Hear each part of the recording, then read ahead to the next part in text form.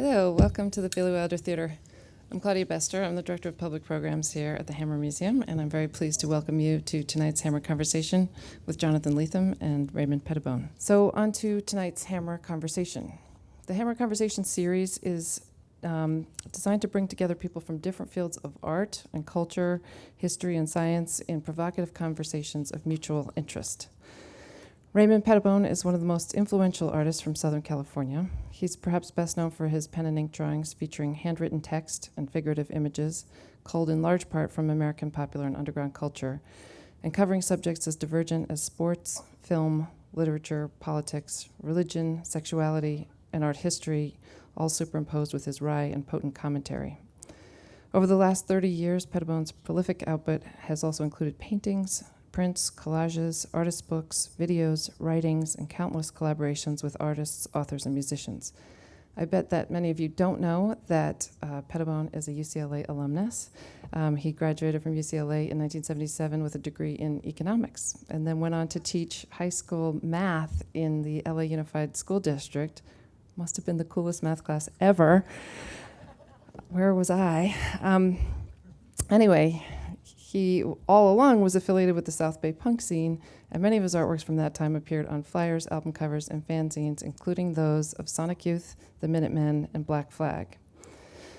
Over the past 30 years, Pettibon's acquired an international reputation as one of the foremost contemporary artists of his generation.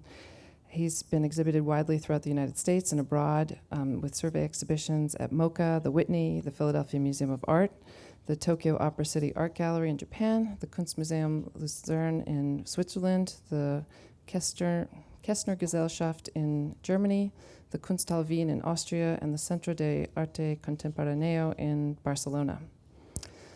And last month, Rizzoli published this dazzling new collection of Pettibon's work, which spans his early flyers for the Minutemen, Sonic Youth, Black Flag, and other bands to his most recent work, including large collages and explosive political drawings.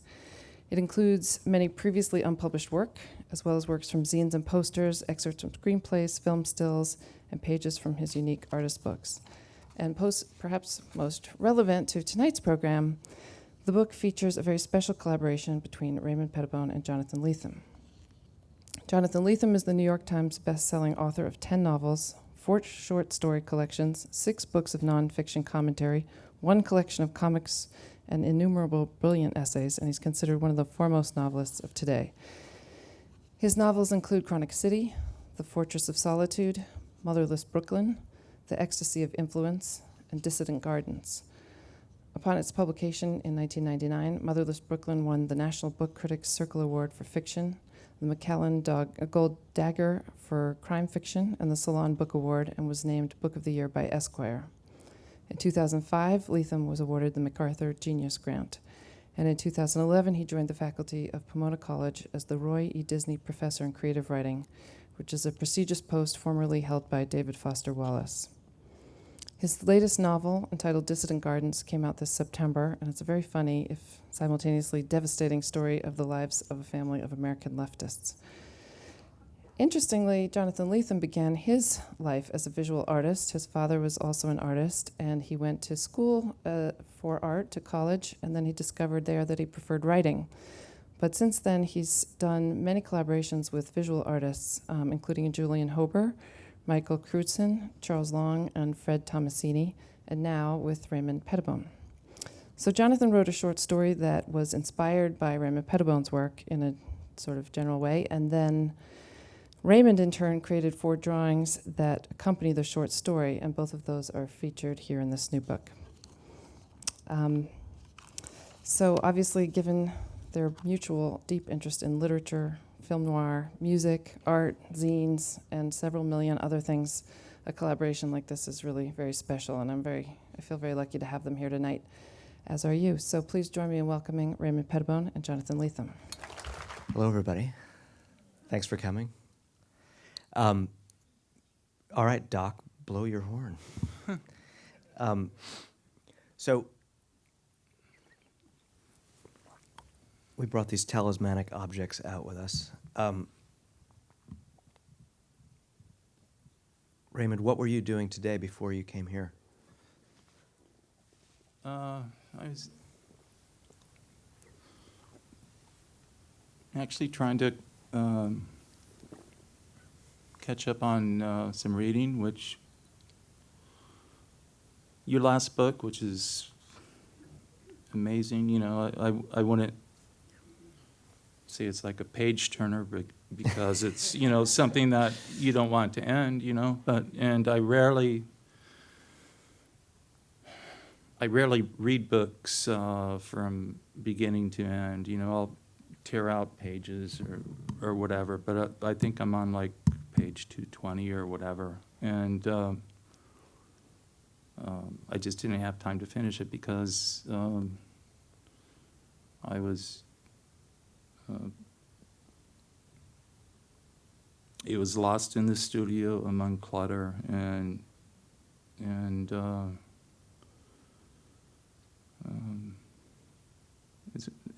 it's really amazing and remarkable, though, and I love the subject matter. And well, you go on.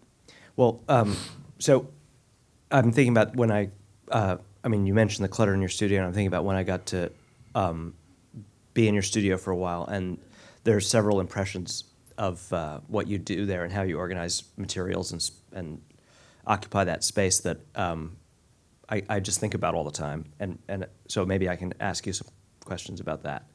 I mean, for one thing, you'd been reading another of my books at that point, and you returned some fragments of it to me. You'd been cutting out almost just down to individual words. Yeah. And Raymond kind of presented me with this pile of snippets of sentences or words, and he'd sometimes crossed a couple out to you know, make a connection between two words that were isolated in a sentence, but he wanted to see them closer together.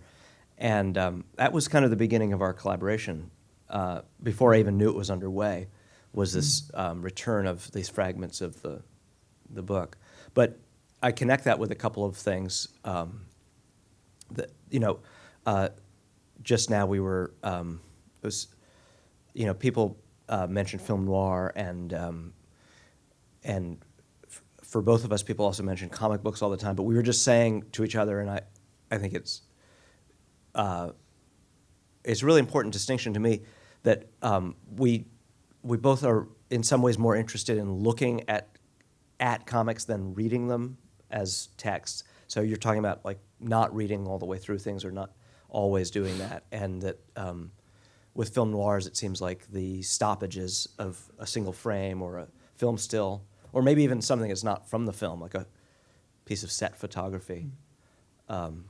These portions of things, or looking at the fragments instead of the whole thing.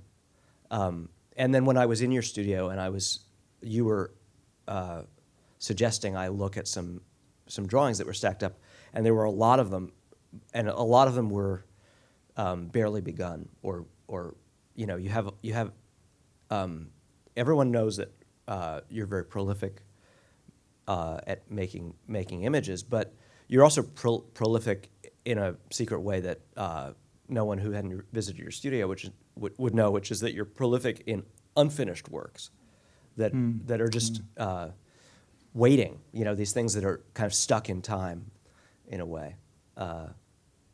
And you'd also been attacking some of those with scissors and cutting up older. You know, so it was almost like older Raymond was collaborating with newer Raymond in some of the pictures, because they were really violent collisions of pieces of work from different times. Yeah, sure. I mean,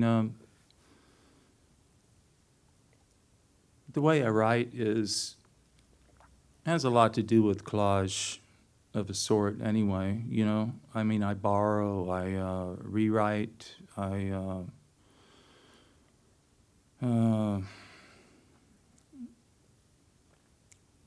it's associative, it's, and to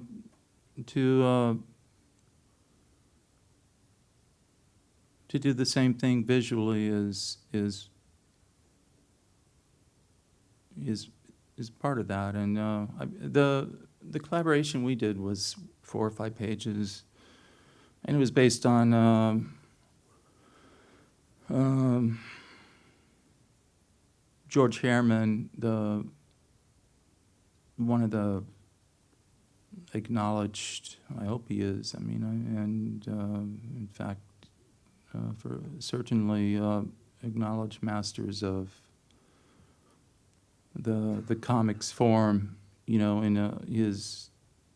in newspapers, the dailies and the Sundays, and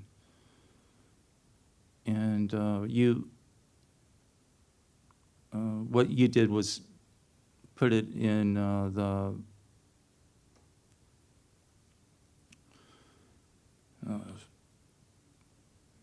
abstract expressionism and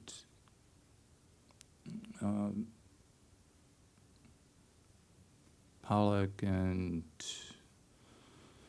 Reinhardt and et cetera. And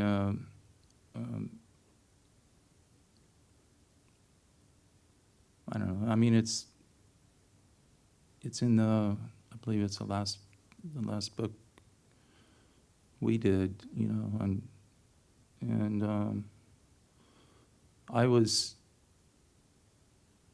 I truly was intimidated to an extent, because I adore the concept of collaborating, but it is intimidating because one can't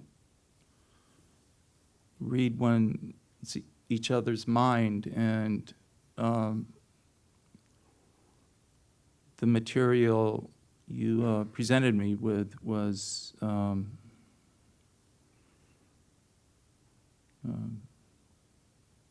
really amazing. I think how it turned out was there was dialogue, Yeah. right, and then there was because I hated, it was like a screenplay where you describe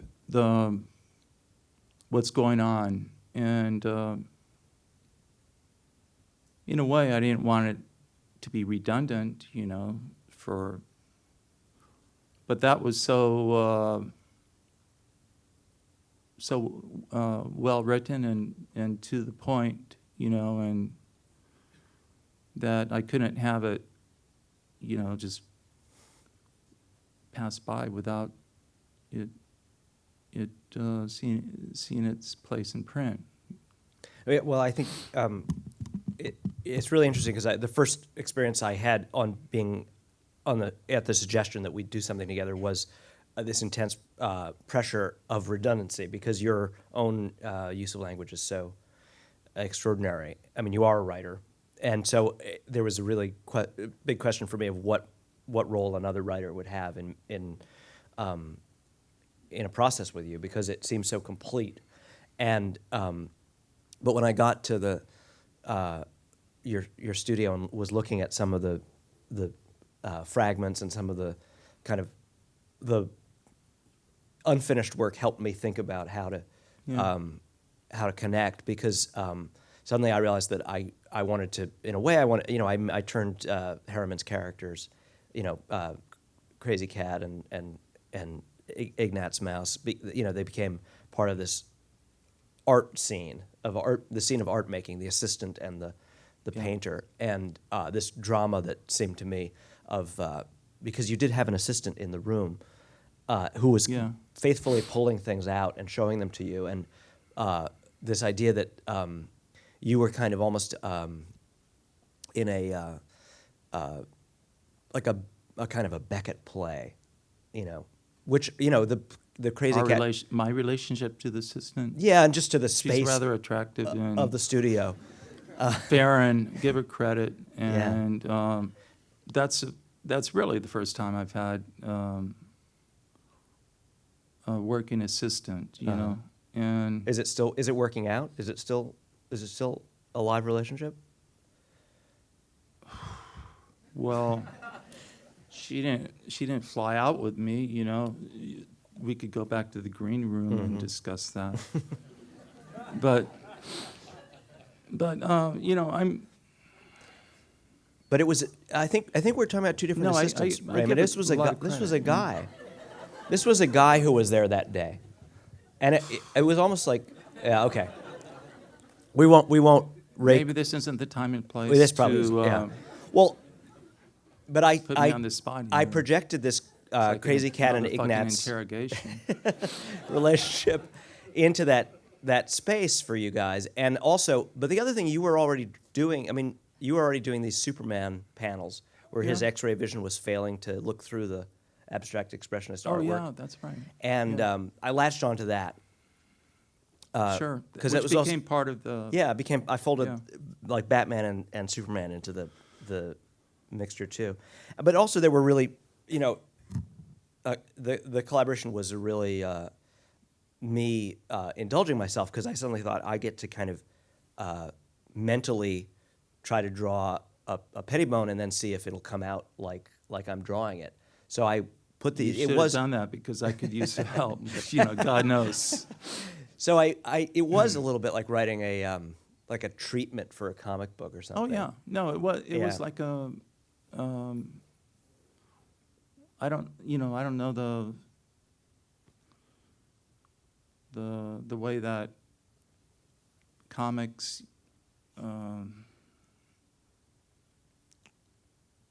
I can't offhand, think of the way that comics are treated. Yeah. Probably pretty much like screenplays, because they are very similar. Well, in they are many sometimes, ways. and then there's also the famous thing of like Jack Kirby's secret authorship of so many comics, where he would really draw the whole page, and then Stanley would come in and just sort of fill in he would Oh, yeah. decorate them with language at the end. And so the problem of collaboration between the visual and the verbal seems to me really alive in that that atmosphere of the traditional comic book.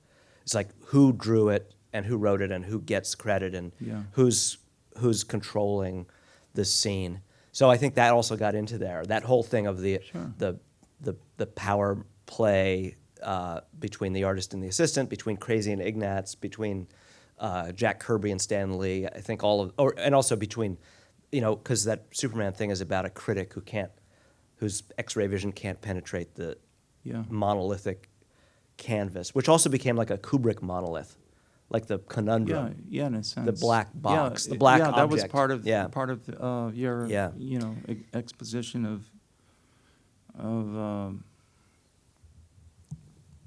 and I don't know if I successfully rendered that Yeah, where yeah. it came across, but Well, definitely. I guess it makes me think about what I like about studying your work and just having it in front of me. I mean, I'm always just amazed at how the page can be both a fragment, like contain a lot of absence or the pressure of unspoken or unwritten or unenunciated things, and at the same time be really overdetermined, have like multiple signifiers stuck, in a or locked in a juxtaposition and in tension with each other, that seem to want to fly off the page in different directions, but they've been frozen there by you, and so there's this superabundant presence and also spareness or absence or an oblique quality of the fragment that are coexisting. Well, the Marvel way was to Kirby, of course. He was the top notch. I mean, he made the company, and to a large degree, I mean, it's a collaborative medium, but their working method was to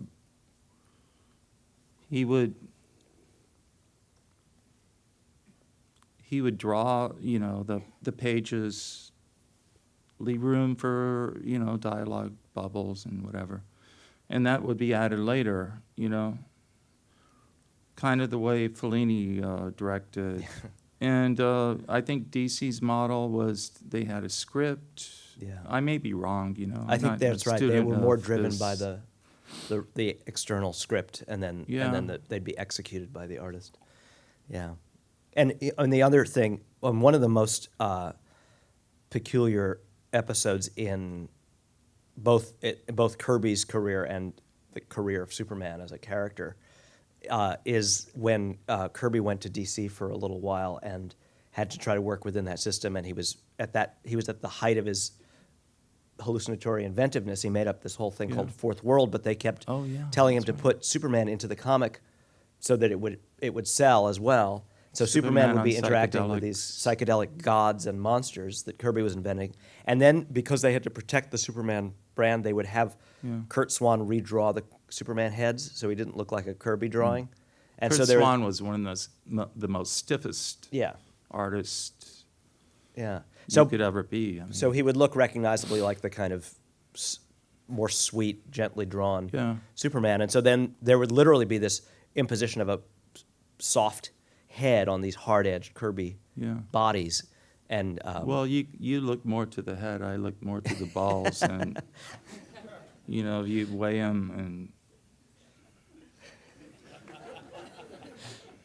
because it, you know, seriously, I mean, it does have a comics. You know, before the plethora of porn, you know, from any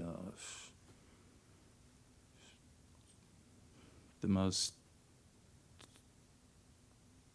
You know, I mean, I couldn't really look at it. You know, I took a glance to it. You know, just to the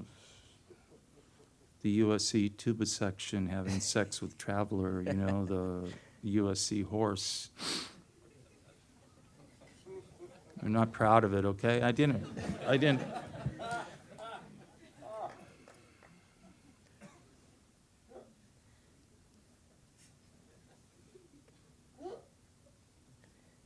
But there's a wide variety, actually, of the 50s and what do they call it? Like the silver generation. The Silver stuff got Age. really stiff, like Murphy Anderson and Kurt Swan, and the comics I like are the pre-war or during the war or the post-war, when the artists are learning on the job, you know, much like I am still, you know. I don't have a formula worked out, and I wouldn't want to, because it would just be mind-numbing. And nowadays, I don't know what's going on because I don't keep in touch with the comics world, you know. You know, the major companies anyway. I have a question for you. I really don't know the answer to this. Did you have, were you interested in or acquainted with the guys who were doing like the Gary Panter / phase of things?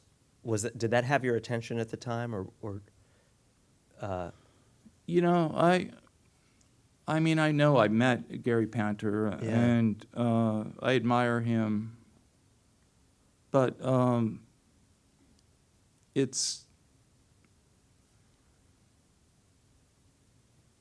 you know, I've been burdened by this, you know, because I did a handful of covers for Black Flag, etc., punk rock artist, and you know, the minute you mention that in like, then it becomes like you're hiding something, you know, and you're denying your past. I mean, for Christ's sakes, you know.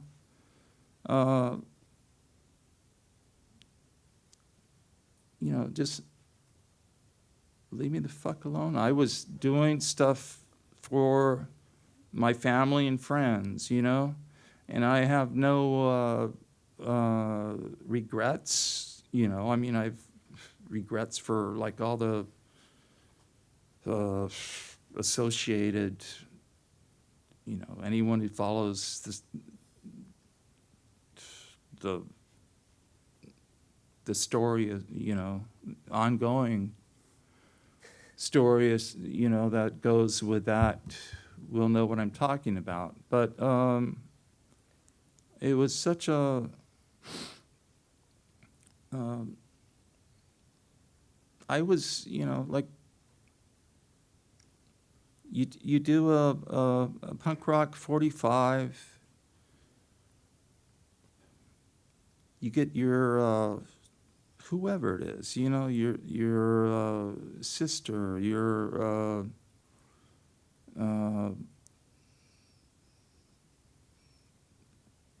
someone who's, you know, still doodling on the peachy folders or whatever, you know.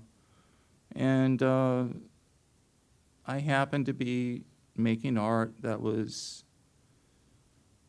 the first book I did was before the SST, you know, the record, and it was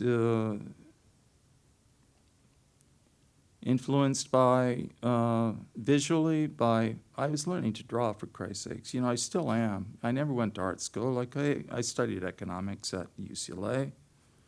They already told you that, and it brought you know, laughs from the crowd. And I was influenced by people like Edward Hopper and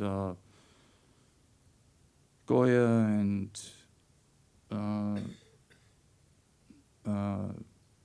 New York, actually, gang violence, which, you know, that was, well, I'd been to New York, you know, once before, but I still rep LA, you know, to this day, Raymond Avenue Crips. And but, you know, if you, you know, these things, if you make any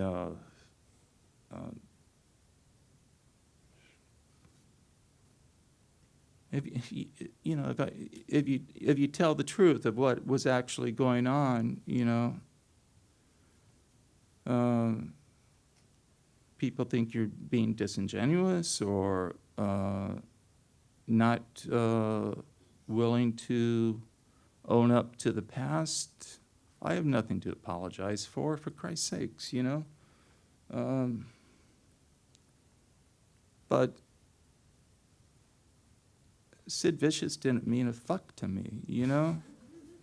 If that's the intellectual air of punk rock, and then, you know, you know, we're all mortal, and I hate the idea of anyone dying, and, you know, but, you know, we got to get past that, okay? You know, he's gone, and it wasn't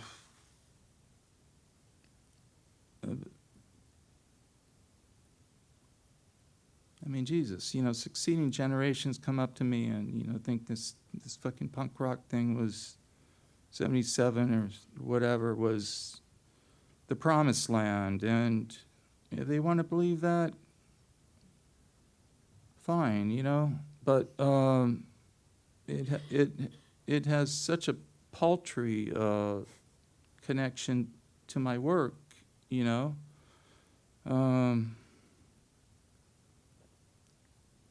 John Dos Passos, James Farrell, you know.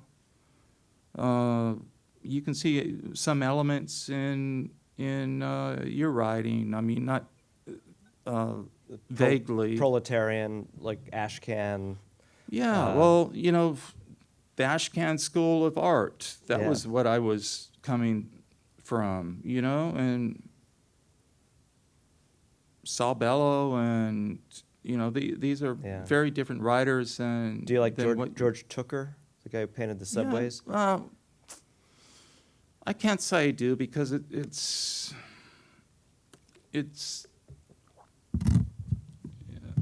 such a ham-handed surrealism, and like Kafkaesque Yeah. surrealism. Yeah.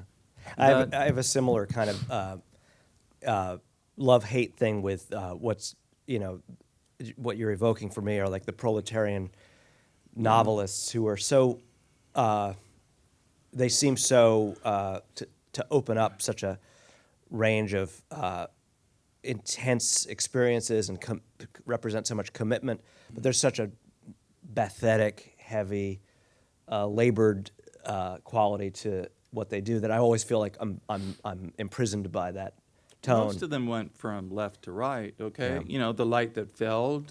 Yeah. The last book you wrote was very interesting, because, I don't think anyone's really touched on the subject. Is you can go back to the partisan review people, Podhoretz, and the whole lot of them, and they're it's a narcissism and historicism and of I never wanted to be Norman Podhoretz's friend in the motherfucking first place, okay? And if I rate as his enemy, that's pathetic, okay? Because I don't want that either, And It's another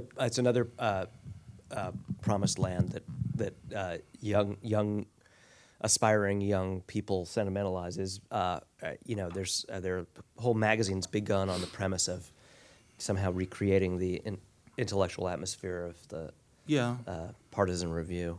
well, they did that themselves, pretty much dwell on it, and I remember reading this book of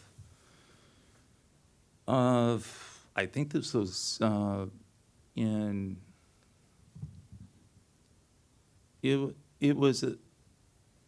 it reminded me, much of the setting of your book, Dissident Gardens, but it was West Coast version, and I think it was, I don't know, Paula Fox's I The don't Western know. Coast.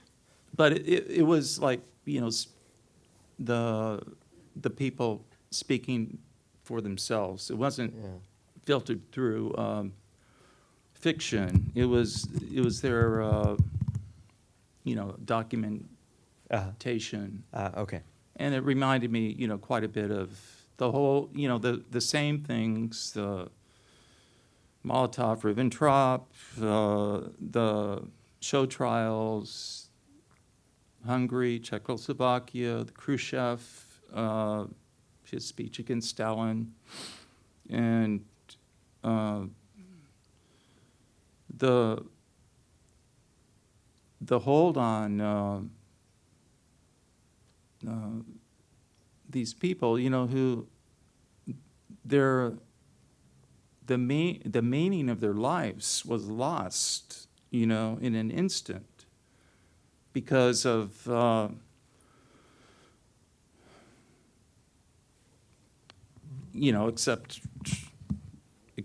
unless you're Lillian Hellman, who was or Stalinist to the bitter end, they're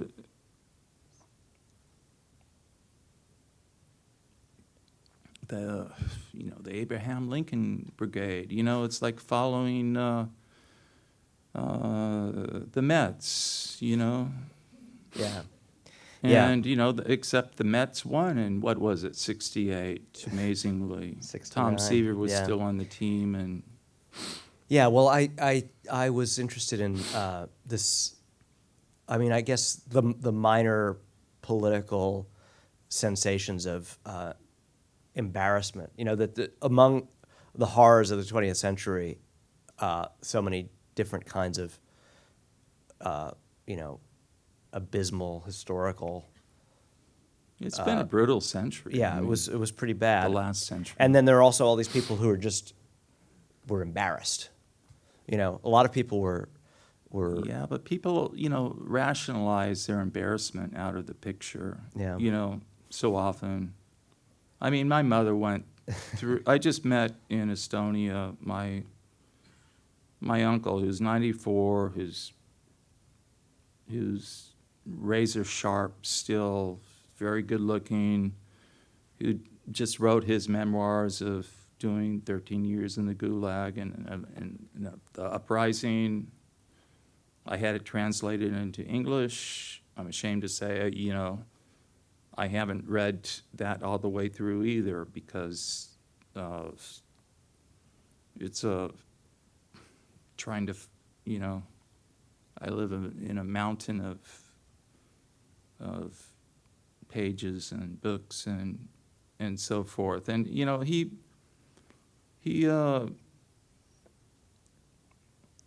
that's a country that the Nazis come through, the Soviets, for Christ's sakes, even the Swedes ruled Estonia. I didn't know I was like a 16th Swede until like 10 years ago, and my mother practically vomited when she heard of it. The Danes, whatever, but that's real life, and I guess the goal is to put the embarrassment back into the picture, not let it get rationalized out. but the characters in your books plural, and this one, since we're talking about it,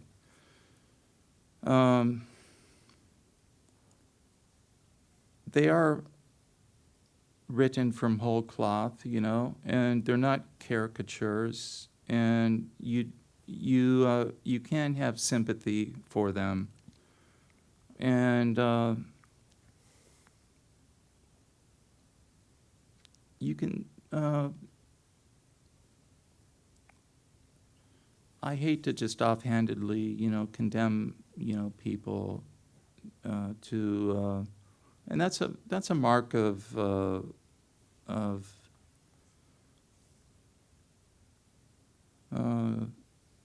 good storytelling, and making characters not caricatures, and I was impressed with that. Thank you.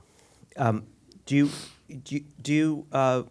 think you're going to make any more films like the Patty Hearst film?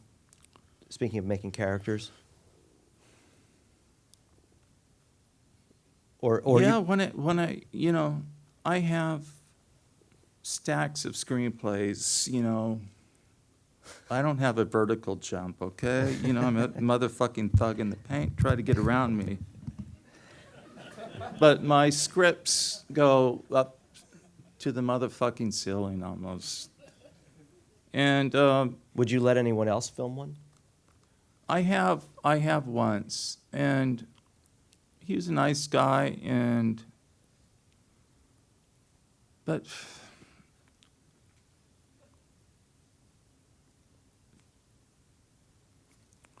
for Christ's sakes,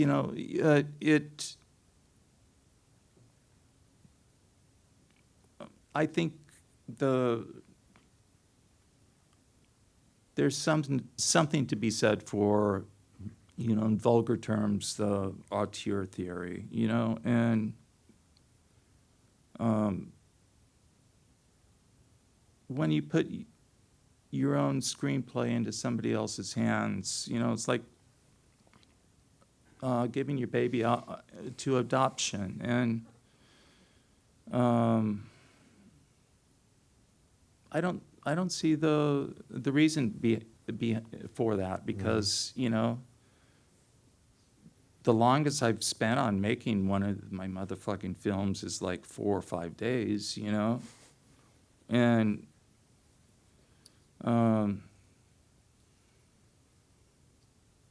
Jesus, I mean, but, you know,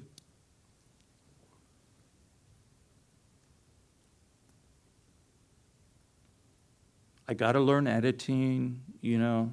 If you give up what you shot to someone else, you won't get it back, okay? Never, this is for all of you, okay? Never give away, whether it's a novel, a short story, a screenplay, have a copy at least, you know, because you're not going to get it back, you know.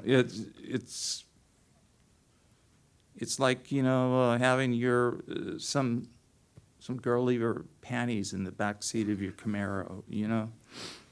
It's just not going to happen, and it's unfortunate because I've been burnt too many times on that subject, and I hate to write the same thing over and over again, okay? I want to do it the first time. But I have, you know, to some extent, it is collaborative, okay? You know, I mean, directing-wise, I'm not, I call my directing style laissez-faire directing. And it's, I make it easy on the actors. I appreciate the actors, appreciate anyone who comes and works with me, you know? But, you know, sometimes there's going to be some dick who doesn't show up the next day, you know, just so he can put a wrench in the machinery, you know? I heard that Samuel Fuller died with a house full of unfilmed scripts It's too bad stacked to the because he ceiling. was a good director. I mean, But yeah, it's the difference between the command over like a page that you and I yeah, mostly but enjoy my and films, well, I call them films or Yeah. videos, they're no budget. yeah. And, you know, Fuller was dependent Fuller on a had whole, to, yeah. part of being a director in Hollywood on any level is it's like being a politician, you know? You're spending all your time and energy raising the money. Did you ever see White Dog? You know, for Christ's sakes, that was with Christine McKenna, and it was about a dog who was racist. And I don't believe I ever, you know, it was banned from the Yeah. theaters, which is unfortunate because it's kind of close to my heart, you know, because I have a charity that raises pit bulls to give to disadvantaged children in like East Los Angeles or Watts or South Central. They have to be between the ages of 8 and 12, and it's a way to get them to get a sense of responsibility. You know, that they have to feed these dogs. They have to teach them how to fight. You know, I don't know about cuddling with them. And they get to keep 15% of the profits if the dog wins. And that, because I like, you know, I'm not up here to complain or anything. You know, life could be worse, okay? You know, and I like, from whatever I have, I like to give back to the community. I mean, it's harder not to. I mean, for Christ's sakes, you know, if you see the the smile on their faces when their dog wins. It makes it all worthwhile. You're reminding me of your Twitter account right now, and I'm wondering if you want to say anything about what you do there, or what it's like for you, just what it's like doing that. My drawings are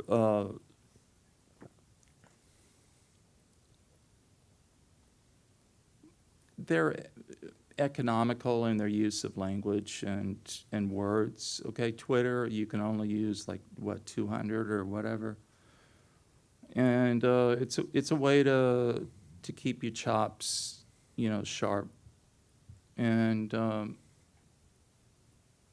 of course, still people complain that, I mean, how much easier can I make? I'm not doing War and Peace, I'm not making demands on motherfuckers to these are, Twitter's very brief sentences, or not even that. And of course, I still get complaints about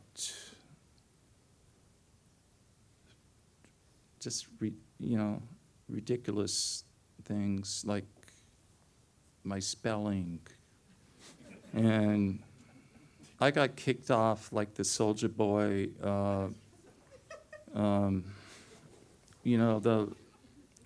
the group where we talk, mostly singing his praises and stuff, and I don't think that's particularly right, I try to make it as easy as I can, you don't have to. I have 8,000 followers or whatever, and they can, and I appreciate them all, but if I was in rock and roll or acting or stand up or whatever, add 2, 3, 4 zeros to that. Well, But the art world is a small little company of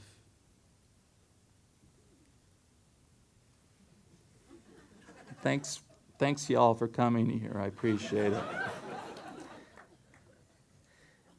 I mean, actually, maybe I would like to push you to talk about what do you think in terms of, I mean, so right, you made this comparison to rock and roll or something else where there'd be more zeros, but do you think about this, like the audience, is it present for you so with the 8,000 followers, is this sort of like tangible, phantasmal, but tangible idea of they want to know what you're going to say on Twitter. But do you, when you're drawing now or ever, is it something that's changed for you? What do you think about in terms of who it's for, or whether you have any connection to that or obligation in that regard? Well, this is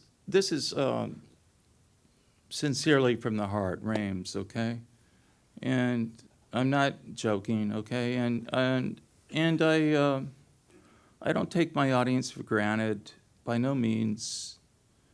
And like social media or whatever you call it, before that, because this is very recent to me. Yeah. And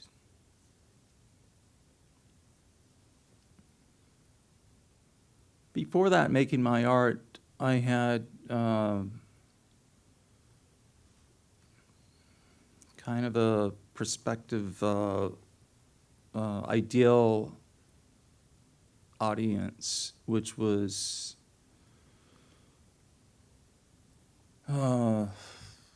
someone I never met, or perhaps it was speaking to posterity even, And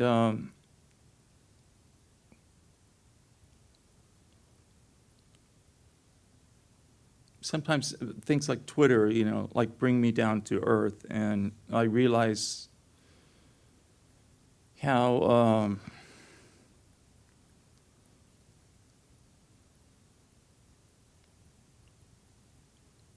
it really amazes me how sometimes I realize that I'm not getting over, and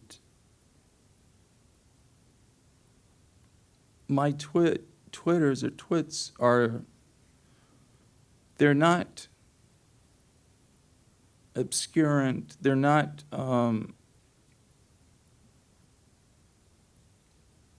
written with the idea that it's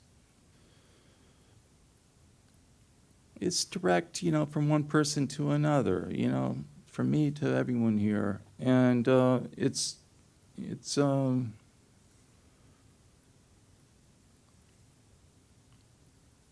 but sometimes I'm kind of surprised, how it doesn't get across. Does that sensation of not getting over, you think it changes the way you're thinking about the drawing, or the making pages, or making a show, filling a gallery with drawings, or? In a way, it does, because what I'm doing on Twitter isn't that different than what I'm doing with drawings. I can't to footnote every line would be to insult my audience's intelligence. And I'm going too far with this, because most of you get it. I'm sure of that. But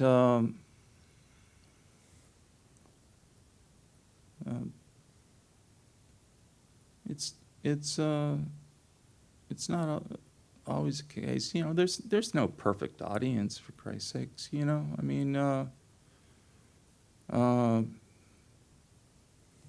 art world, critics have been relatively kind to me, and I appreciate that.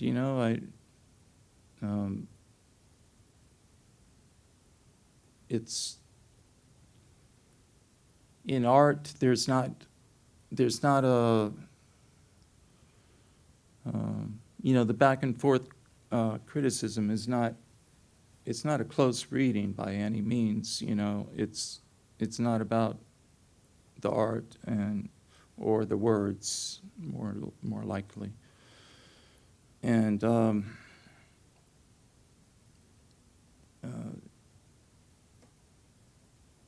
I don't know. As a novelist,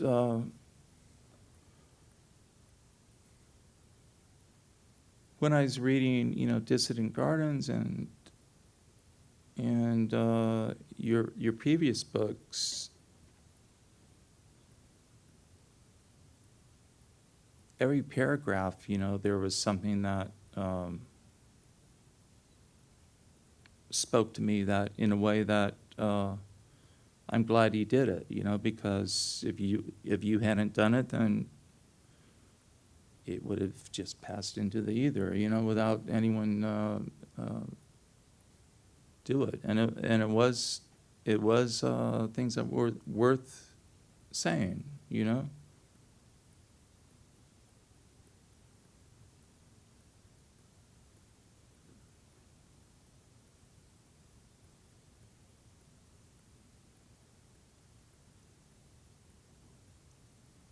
If you work in commercial art, for instance, which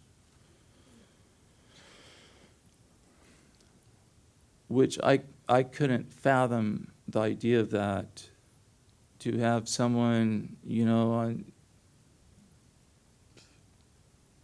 this side or this side, looking at what you're doing and commenting on it and thinking, well, come on, no one's going to get this reference or whatever. That's something that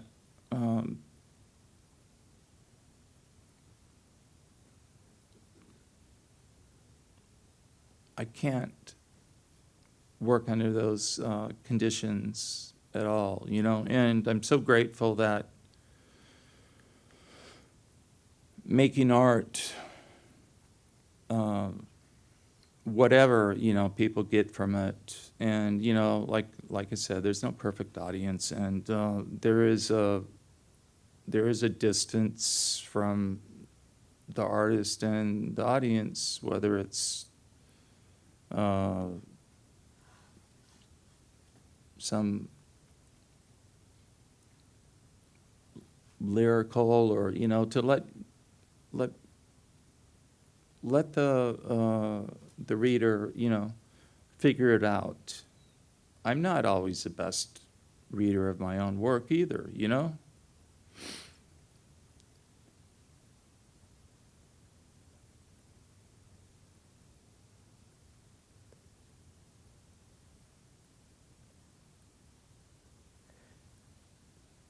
Why don't we let people ask us some questions now? Sure. There's some microphone bearers among you. Yeah. And Jonathan's, please ask Jonathan some questions, because I didn't mean to dominate this just because of my intimidation backstage. It's all good, I think.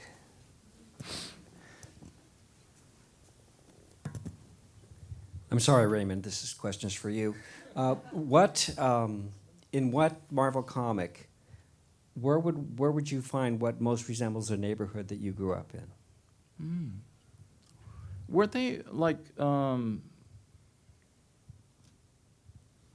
see, I don't know the Marvel universe that well. I didn't read the comics, I know I've been influenced by some of the artists.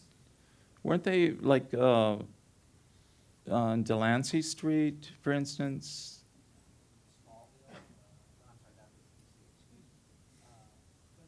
Oh yeah, that could be. Yeah. The neighborhood.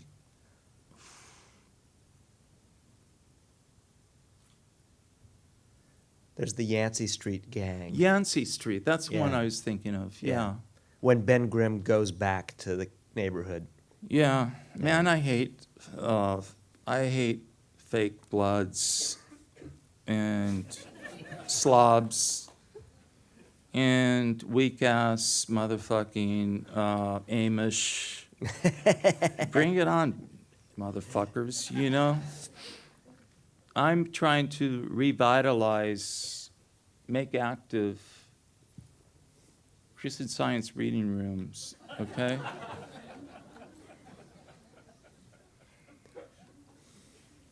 They're very quiet now, and it's a dying religion.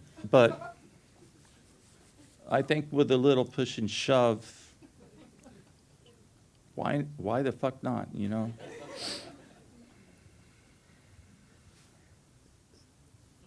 Is there more?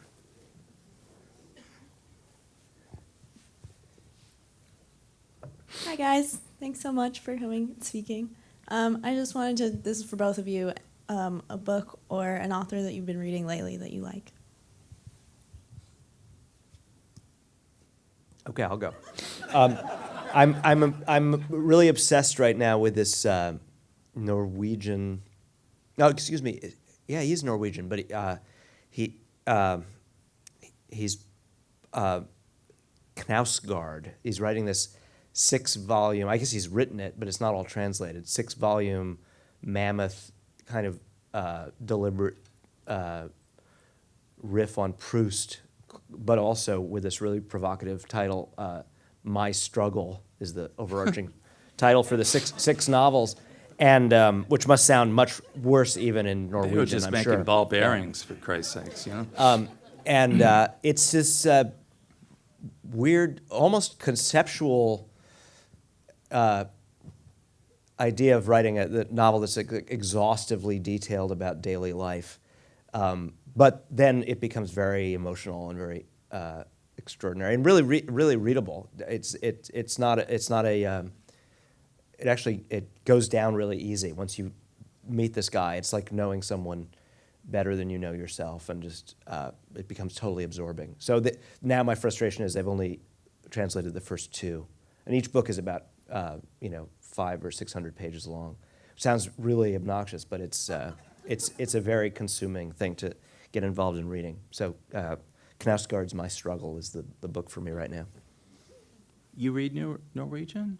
No, if I did, I'd have all 6. Yeah, I'm waiting for them to. Oh, but you're translating them. They're two have been translated. I guess they're working on more. But yeah, he's become like the national hero. I mean, I think they actually declared days off work where everyone was reading Knausgaard in Norway because it was it's like, to them it's like Game of Thrones. This guy's daily life became such an obsession for the entire country that there were work stoppages when the new books would come out. So I'm telling the truth. In countries like Norway and Estonia or small countries, literature is much more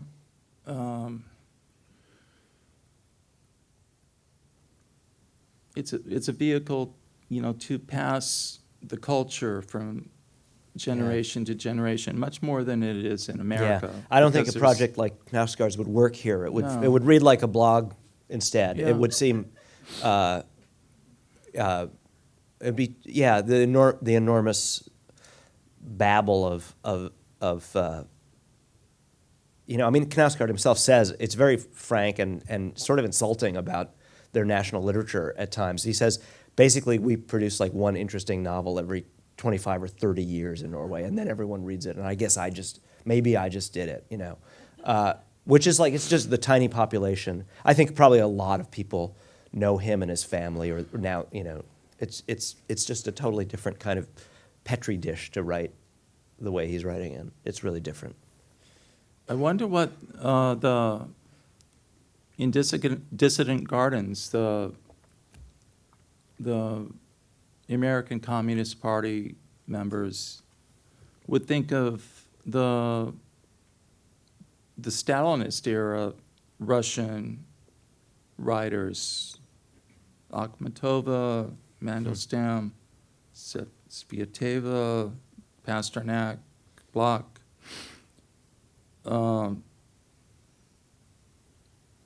Then, going back to Pushkin, et cetera, that Solzhenitsyn as at least a documentarian, and that's such a, and that was work written in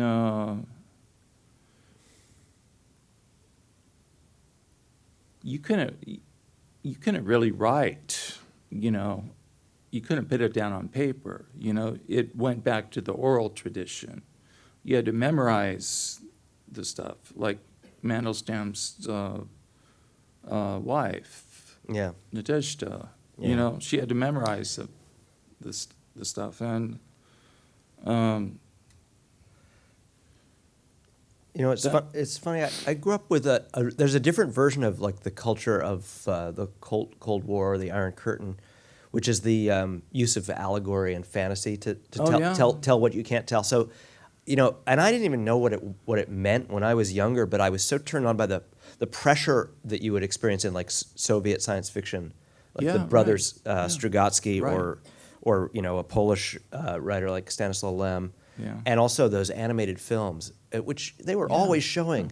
And those are almost all allegories of like repression these short 7-minute, Czechoslovakian animated films, but they had this, referent that I wasn't getting, but I was feeling it anyway, which was that they Allegory were became a way to pass the censors. right. you know? Exactly. It was a way. It was a way to seem innocuous. If it was childish Yeah. or fantastic, then it must not be have any political content. Sure.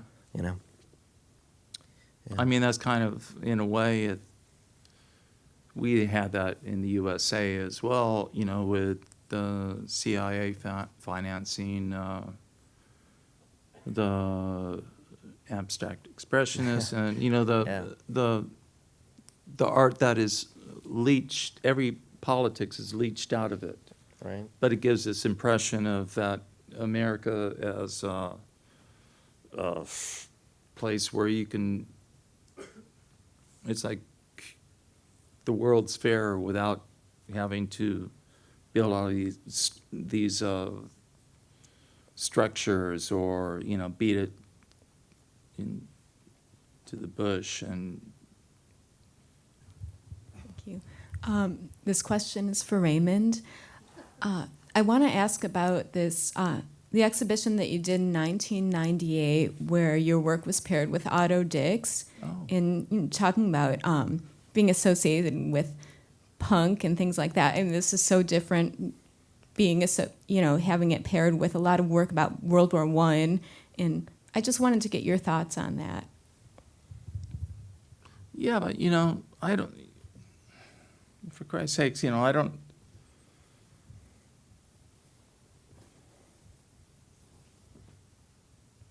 people want to, like, lasso me back into the punk world and for me to in any way dismiss that thought and, say contrary, I had other things on my mind. I mean, punk was, as I knew it, okay, I was there, for Christ's sakes, from the fucking beginning. And it was very, I mean, these are motherfuckers who were like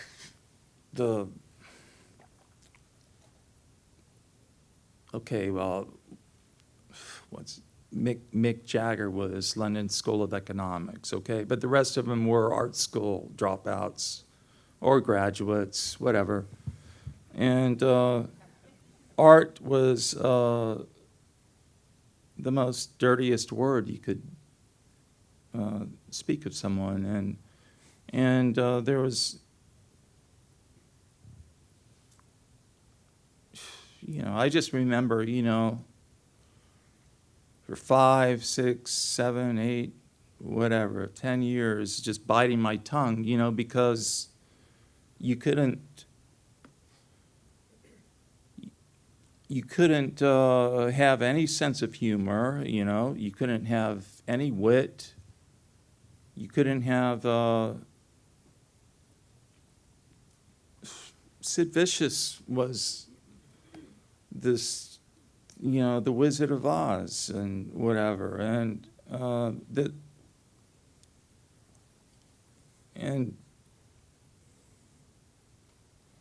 I don't, one time I mentioned in an interview that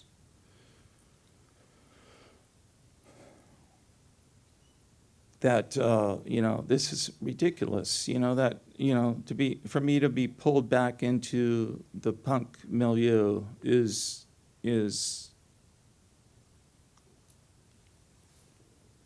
and I love punk, okay? There's as much as anything. I mean,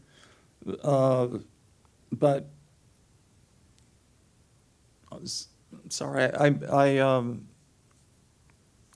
I lost the train of thought of the original question. Otto Dix. Otto Dix. Yeah. That was a 2-person show, and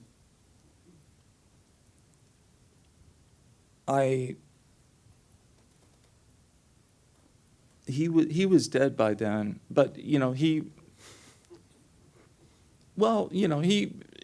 was wounded during the World War I, and his generation And he lived into the 60s, if not the 70s. And that was under East German rule later, so he would do like flowers and whatever. But amazing artist, someone I admire a lot, and I was honored, to be shown with his work, and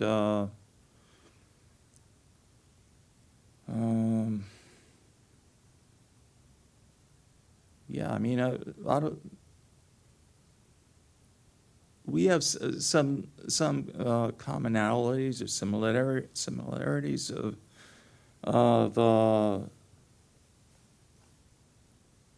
drawing and printmaking and the figurative and you could look at him and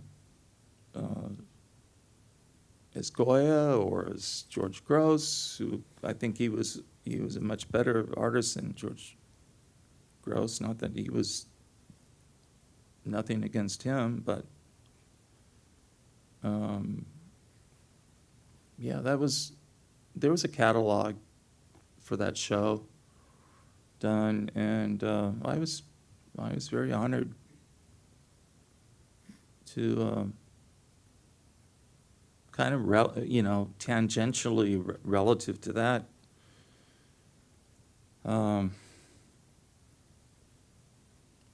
Just a couple years ago, I guess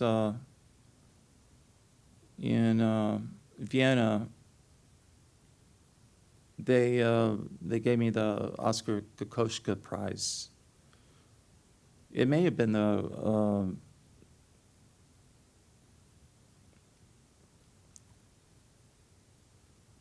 the original. All I know is like the next year they gave it to Yoko Ono, and I mean, I admire Yoko Ono in a lot of ways, okay? But she had her own John Lennon Peace Prize, so she has to one-upmanship everyone. And of all people, she gave it to Christopher motherfucking Hitchens, a Peace Prize. And, I asked them if, I don't want to be in this company. I'll return, the fucking thing.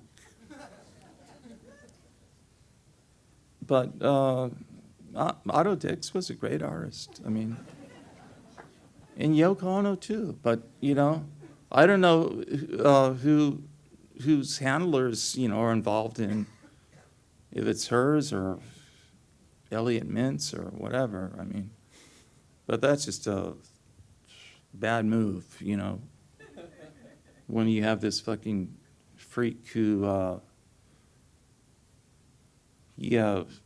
this was a theatrical stunt, he had himself waterboarded.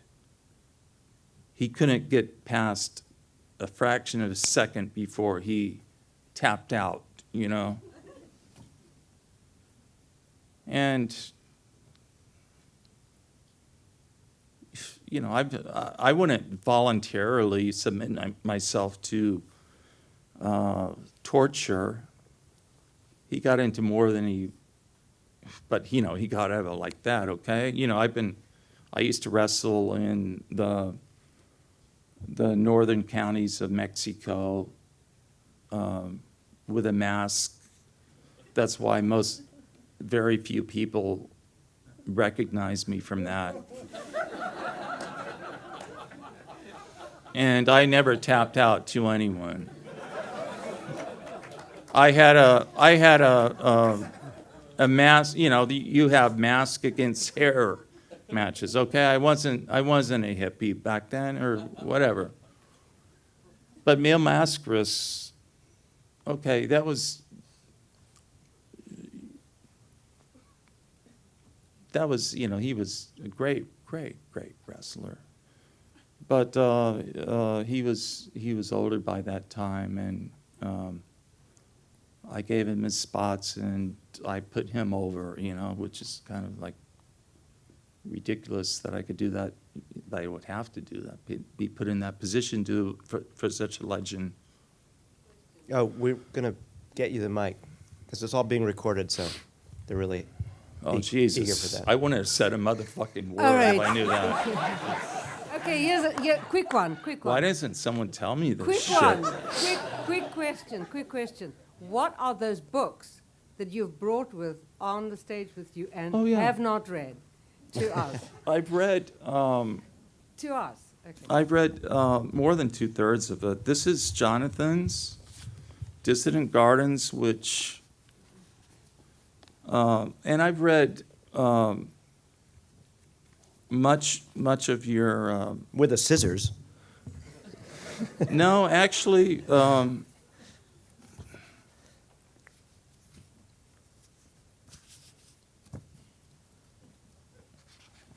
okay. Here's. If you want, this is 220 pages, okay? And this is the only one I made a notation for. And of course, it says ER, which is my shorthand for erection. And it goes, do you want to read it? Yeah, let me see. Because there's some writers I respect a lot who Yeah. are still, in the game, and I kind of feel queasy about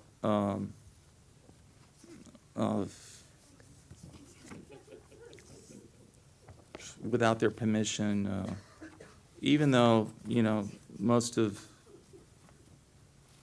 it is more rewritten than verbatim. You always have my permission. You should do more with that. Yeah. Yeah. Well, I will then. I like the girl in landscape pieces you handed back to me. I brought up this great brick of Raymond's, the books, 1978 to 98. And I don't know how hard it is to get this anymore, but this is a really great thing called Pettibon, a reader. And it's an anthology of excerpts interspersed with some drawings, but it's stuff from your reading, influential. I think it's still. Is it still around? Good. Meaning it didn't really sell Yeah. much. I used these Post-its in it. These green Post-its are from places where I put some of the words that I found in the reader into Oh, really? Wow. the mouths of Crazy Cat or Ignatz in the drawing we worked on together. So there's some George Santayana and some Percy Lubbock. I love Santiani. You ever And- read him? Only As a prose stylist. no, this was my. He is a philosopher, Yeah. but I've as a- always wondered what it would be like, but this excerpt in your book is the one glimpse I've had, and so that got into the drawing. I gave Superman or Crazy Cat one of these things to say. So those are the two books I brought up. Thanks for asking. That was whittled down from that was the Philadelphia Museum of Art when I did a show there. It was bigger. The book had well, more. I mean, it would have Yeah. been. Yeah.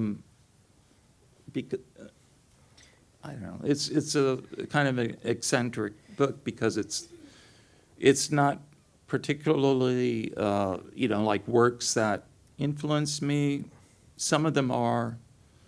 They're there for various reasons. I Yeah. don't know. And, Mesro, T.E. Lawrence. Do you know Mesro? Mallory, yeah, I love that book. Really, the Blues. Yeah. Written with Bernard Wolfe, who wrote an amazing dystopian novel called Limbo. The guy who co-wrote Mesro's memoir. Did he edit it or co-wrote it? Or the same thing? I think basically? Mesro talked and Wolfe Yeah, wrote. right. I think that's how it worked. Mesro was He was- he smoked a lot of weed and he played clarinet, I believe, didn't he? Yeah, I think clarinet was his instrument, and he was a And he spoke in the lingo of jazz. he was an early, white Yeah, right. He was hipster. white. Yeah. Wanting to be like the jazz guys, and he Yeah. sold them all their pot.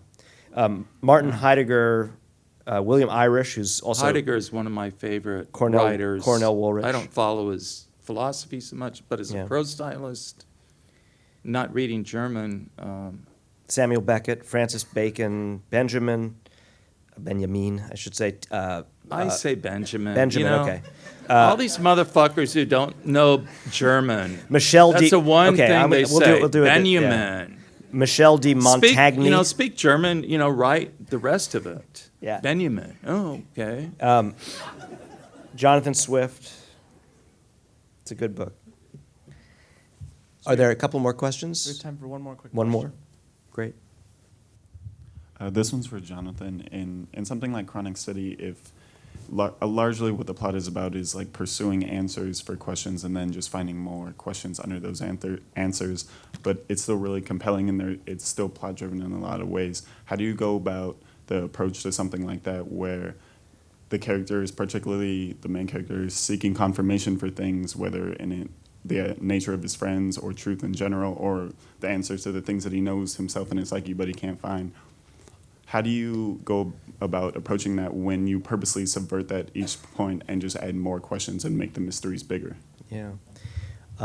Thanks for. I like the paraphrase of the book. I mean, but your question makes it sound like there'll be a kind of a masterful answer. But of course, the answer is that I got there by feeling my way from the inside. I mean, it's really I'm consulting my own perplexity, and so really I just declare a subject that's too big to think about. Like what is it like to be alive at that moment? That book is very much about 2004. About the unreality that I felt came over everything when we reelected Bush, and in retrospect, it was the exact midpoint between these two. It's a book about Manhattan. Also, it's about the unreality of Manhattan in this time between this the imposition of one kind of disaster narrative on the city, which was 9/11, and the coming one, which I think in some ways the book intuits, which is the economic collapse and the scandal of Wall Street in 2008. And in the middle, Manhattan threw itself a party, and the book was about like how everything was great again, and it was just like we were going to just pave everything over with money and restaurants and gossip, and I was just amazed at this sensation, how seductive and how abysmal reality was. So I just wrote into the teeth of my own, like I say, perplexity about what that meant. So the characters are trying to understand something that's incomprehensible. And the book is just a series of nested metaphors for how you can't abide with the things that are coexisting, juxtaposed in the things that are incommensurable in the political and social reality of a place like that, and then it's also a book about complicity, just about being inside it, and unable to,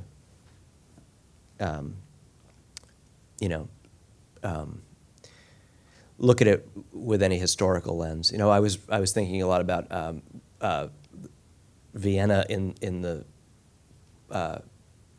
Like the Vienna that Robert Musil wrote about in The Man Without Qualities, and how he was just inside it.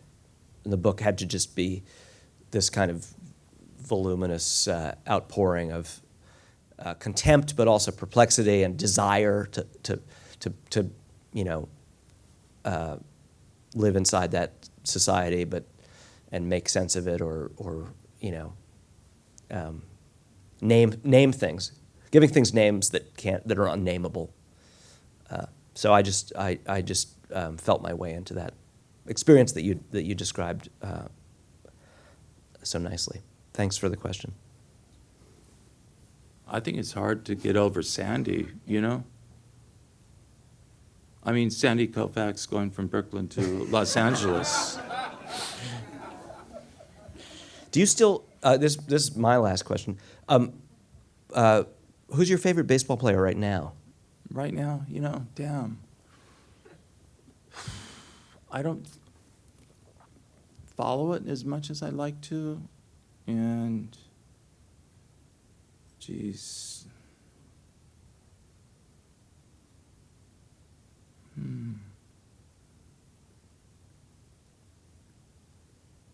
The Dodgers have that young guy, Puig. Puig. Yeah. He kind of like reinvigorated. I'm surprised he didn't get more like votes for Rookie of the Year, right? Or maybe he tailed off at the. See, I don't follow. I don't have the time as much as I. Did you play would. Little League? Yeah, Little League, and I didn't play beyond. I didn't make the high school team. I mean, those years I was very small and skinny, and I got.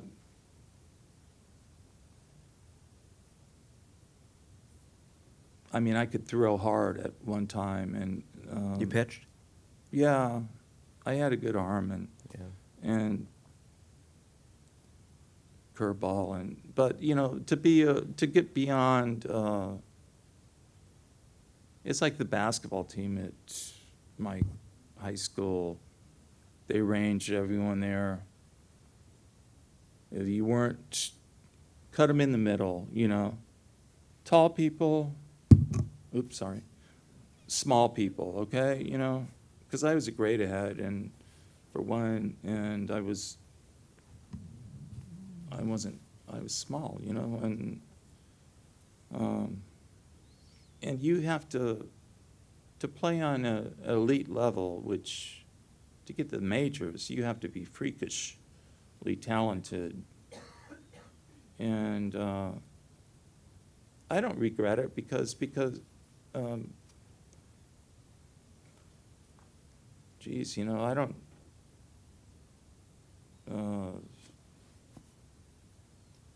Jerry Sandusky isn't my.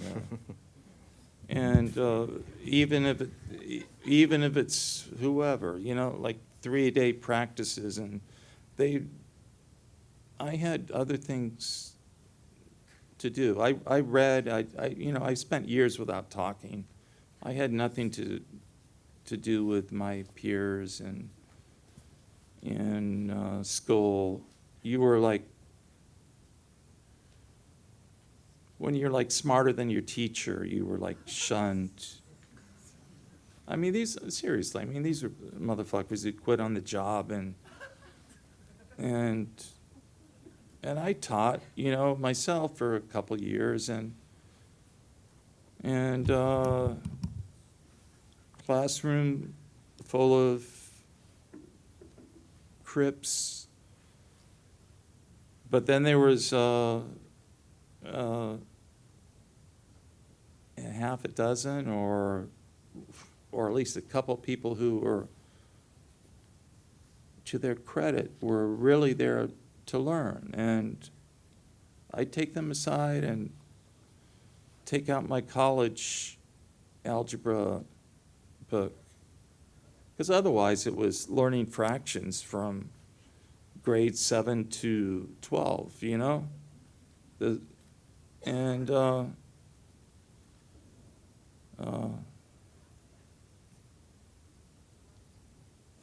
I mean, the rest was like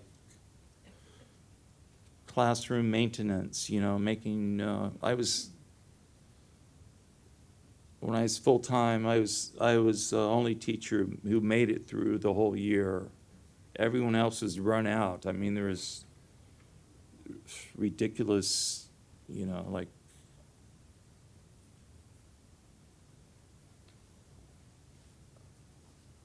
but I don't,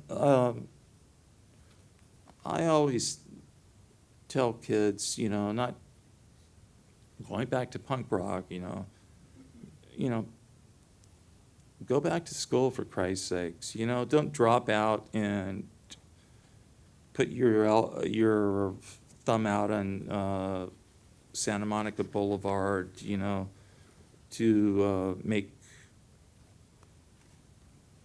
a living and think punk rock is going to last forever or whatever. You know, I'm not anti-education, but for me, I was, what do you call it, autodidact, you know?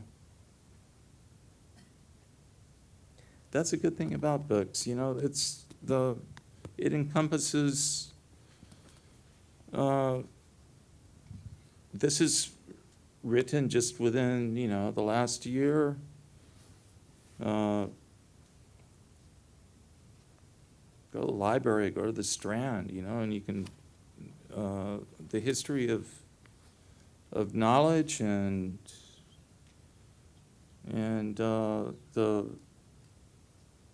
the genius of writing fiction or poetry, you know, is there for the taking, you know? Should we thank everyone? What do you say? Begrudgingly? Begrudgingly. No, without reservation. Without reservation. Thank you all for coming. Seriously.